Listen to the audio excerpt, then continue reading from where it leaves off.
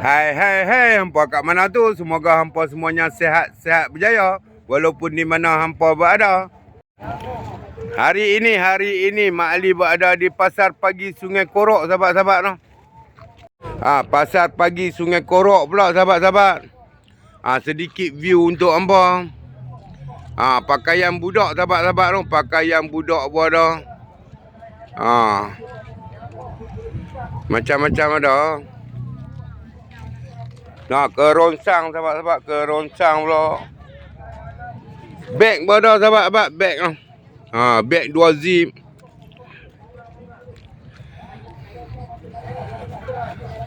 Sedikit view untuk hampa.